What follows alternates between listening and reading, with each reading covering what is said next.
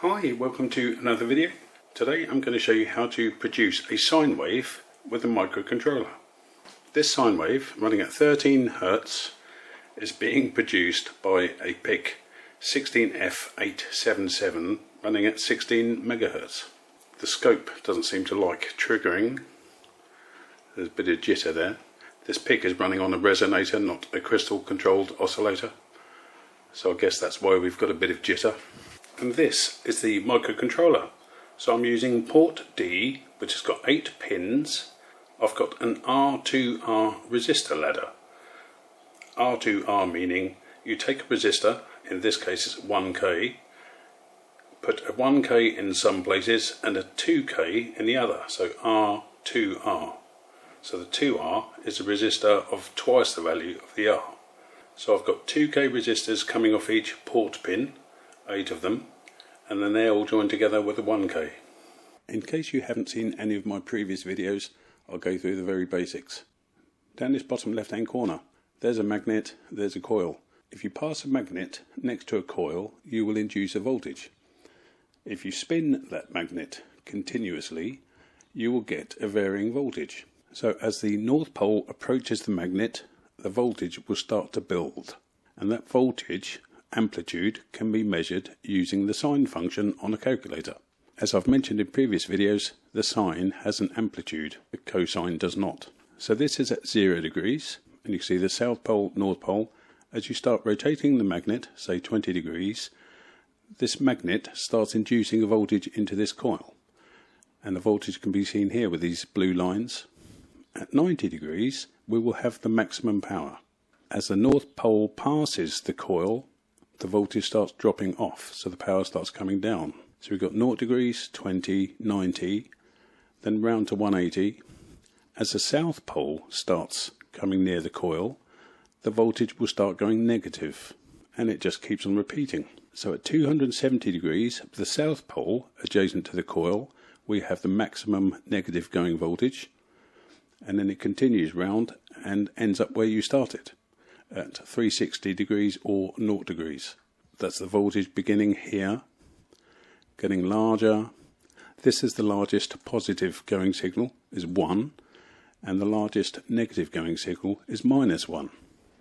This blue sine wave here, this blue line, is simply joining up all the tops and bottoms of the sine wave. So I said earlier, the maximum of a sine wave is 1, and the minimum of a sine wave is -1. If the maximum is 1 and the minimum is -1, where do you get 240 volts from? Well, that 1 can be multiplied by 240 or 10 or 100 or anything. I've got an example here for UK mains. The top would come up to 120 and down to -120. So across the two, 240 volts RMS. I've made a note here. The actual peak to peak mains voltage in the UK is something between 320 and 340, which is actually 240 volts RMS. But so how do we get these values of the amplitude at various degrees? That's the easy bit.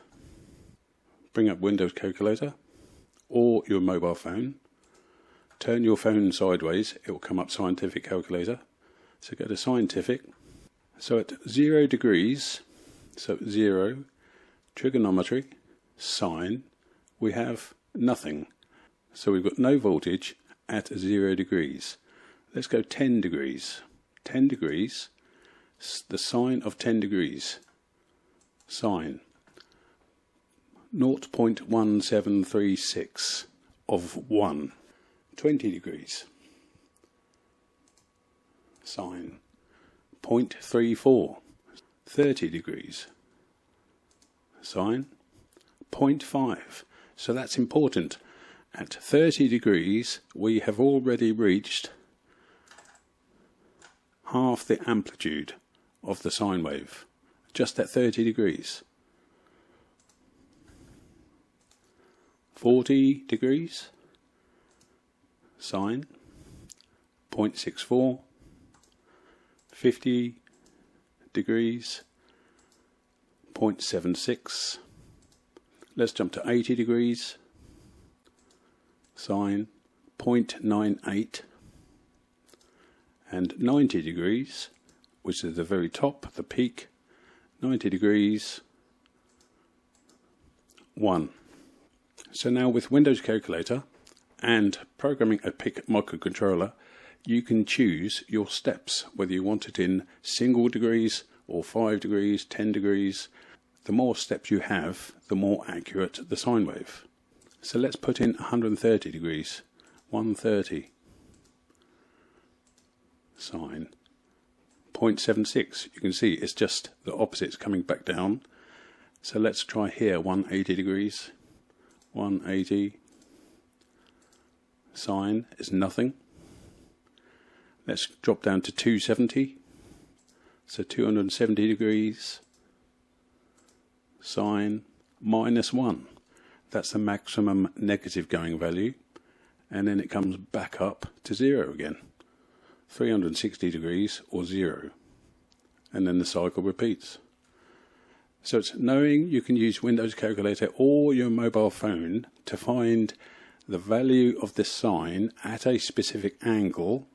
You can program a PIC microcontroller. So my resistor ladder, it's an R2R, as I said earlier.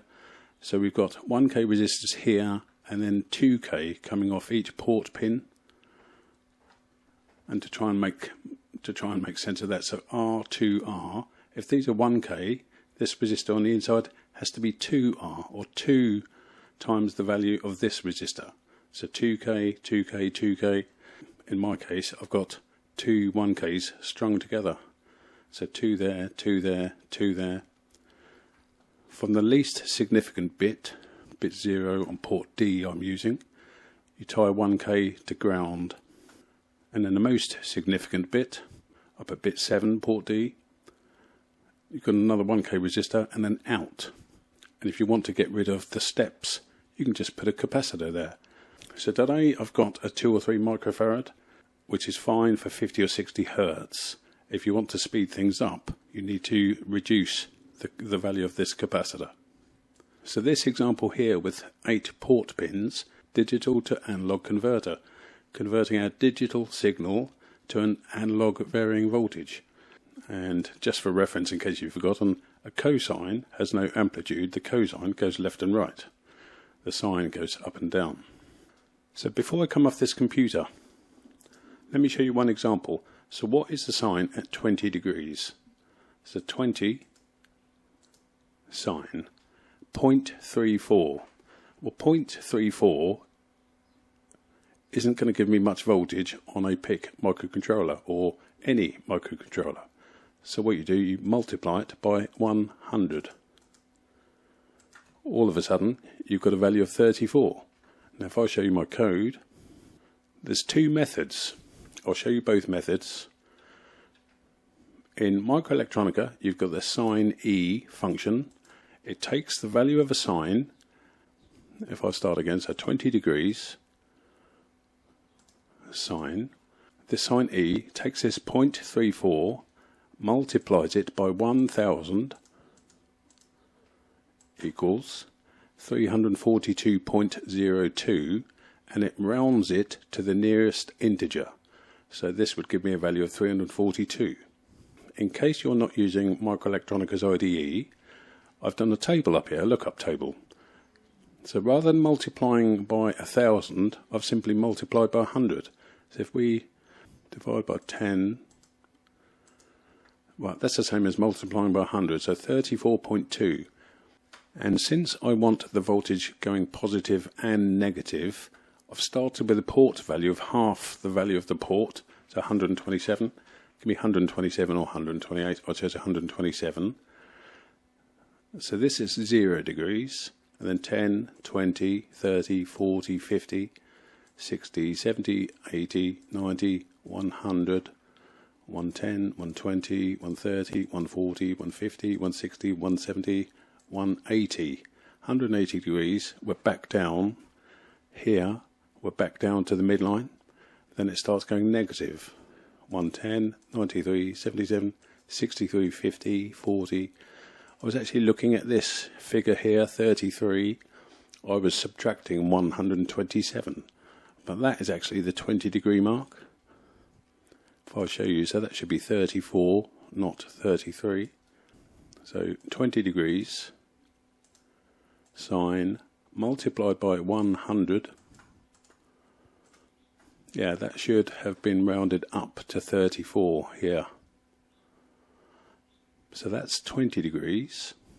If I show you 30 degrees sine 0.5 times 100, so 50. You can see there, 50 there.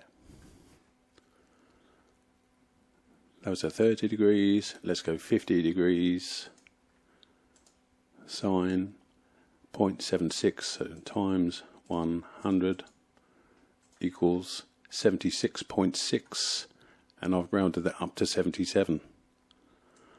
But then we come back round to 110, and then it jumps back round to 127. So that's a simple lookup table, which is actually faster for the microcontroller. It doesn't have to do any maths. It's faster using a lookup table. There's also 36 steps here, as opposed to 255 in this function down here. You can see, so my port D I set to half the supply rail, which is 127 or 128, and then this special function sine E, which is as I've just described. X is the angle, and I'm dividing it by 10 since microelectronica's function multiplies the sine value by 1000. So I divide it by 10 and increment the angle here. I'll show you the difference. Increasing the angles by steps of 1s and 5s, you'll see how much faster it gets. Now, I'm not sure if the microcontroller automatically resets at 360 or whether it carries on counting and this figure keeps on going up. But putting this here seems to make it more stable, or certainly on my oscilloscope. I'll show you this example. This is using microelectronica's function here, and then I'll introduce this function and you'll see the steps. So instead of 256 steps, we're going to have 36, but put the capacitor on it, doesn't matter. This for loop doesn't do anything other than count to something internally.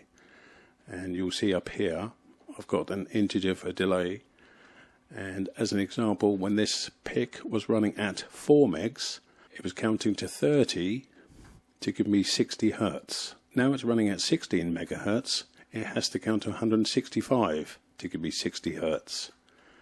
It has to count to 197 to give me 50 Hertz. And then for the sine function, which is complicated within the microcontroller, you can see the delay is right down at 8. If I change the steps to 5, so it's counting up in 5-degree increments. Right, so this is the sine wave, 13.3 Hertz, using microelectronica's sine E3 function. And it's each step is 256 steps and 1-degree increments. The microcontroller is maxed out. It can't do anything else with that sine function. I'll change the software now. Instead of it incrementing every 1 degree, I'll get the sine E3 function to increment every 5 degrees. Well, there we go. Certainly faster. I've noticed the wind flag has come up on this camera, but the wind flag is the noise caused by the fan on this oscilloscope. Right, so we've come up from 13 Hertz to 66 Hertz, and that's incrementing 5 degrees. So 5, 10, 15, 20, all the way up to 90, 180, 270, 360, and you can see the steps. So 66 Hertz. Now I've got I think it's a 2.2 or 3 microfarad polyester capacitor here. I'll see if I can short this out. There we go. In fact, I'll solder this capacitor. So this is 5-degree increments running at 66 Hertz and 1 capacitor, 256 bit. How accurate do you think this sine wave is? Now you can do this on probably a PIC 84, something with 8 port pins. If I put on this second channel, put this probe, hopefully you can see it, in the waveform generator output, turn on my waveform generator, make them the same size. Now this waveform generator is hundreds of pounds. Right, 66, 66.6, 66.7. If we wait for the two to overlap. So the green one is an expensive sine wave generator, the yellow is the cheap pick with a resistor ladder. My signal generator needs to be a bit larger. Well, hopefully they're going to line up now. Wait for them to come into line. Maybe I could capture it.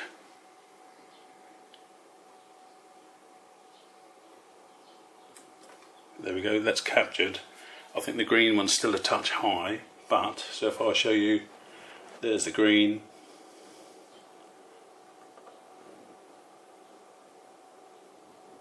You can't see the sine wave we've just created with an 8-bit microcontroller. This sine wave can be done on any 8-bit microcontroller, not just the PIC. So as I say, this is using Microelectronica's sine E3 function.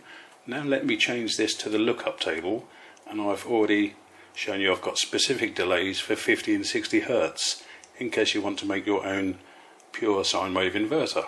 So I'll turn this second channel off. There we go. This is the PIC. In fact, before I come off this sine E3 function, let me show you if I change to increments of 15 degrees. There's no delays at the moment, so that's 66 Hertz. Right, so now the capacitor is actually shorting this signal out because the capacitor is too large for this frequency. So we've lost some amplitude. So depending on what frequency you want, you have to alter the capacitor. This sort of 2-3 microfarad is good for 50-60 Hertz, not much more. So that's with the capacitor and steps of 15 degrees. We've now got 204 Hertz. I'll comment the sine E3 function and I'll use the lookup table. What I'll do, my soldering iron's still on. Well, there we go. I've unsoldered the capacitor. You can clearly see the steps now. Expand this out. So this is still the PIC 16F877 running at 16 megahertz, and this is a 36-bit lookup table. And we've jumped, so no delays at the moment. We've now jumped up to 5.8 kilohertz, so 5,800 cycles per second. This capacitor is way too large for this high frequency, so you would want a smaller capacitor at this frequency. Now what I'll do, I'll put in my delay, which is variable. So with this PIC, this program, you can have a speed up to 5.8 kilohertz. Obviously find a suitable capacitor, smaller than 1 microfarad, probably 100 nanofarad, 200 nanofarad, something like that. Well, I'll put in a delay for 60 Hertz. See the big steps? So 36 steps for one cycle. Right, and 60 Hertz. As I say, to make this more steady, you can use a crystal instead of a ceramic resonator. So that's 60 Hertz. Now if I solder the capacitor back on,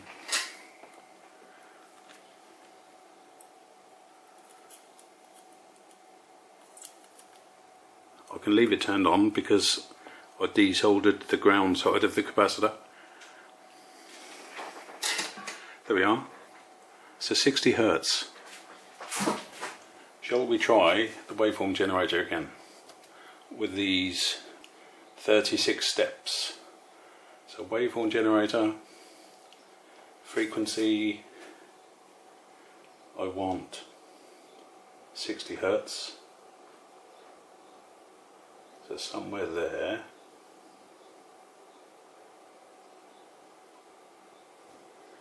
Now I need to make the size larger. There we go. I think I'm a bit out on the size.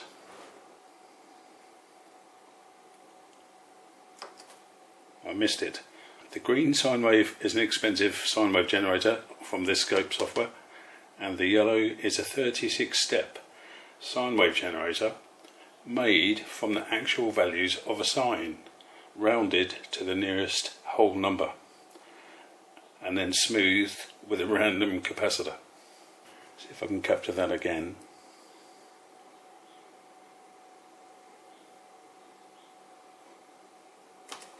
There we go. I'm slightly out. It was still too slow, but you can see so some cheap resistors, one line of code, what's that, like 10-20 characters, a lookup table of 36 numbers. You've got virtually a perfect sine wave. I'll change the delay for 50 Hertz. This should be 50 Hertz. 50.6.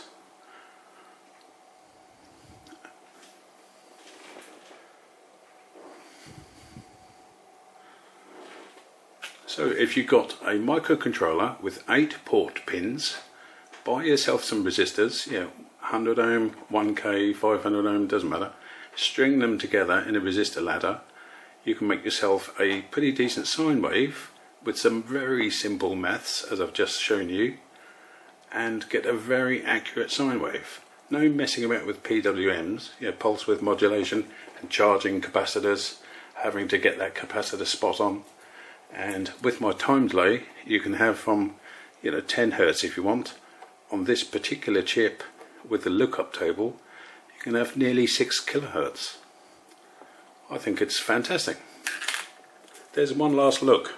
So it's an 877 with a resistor ladder and one capacitor and one simple line of code.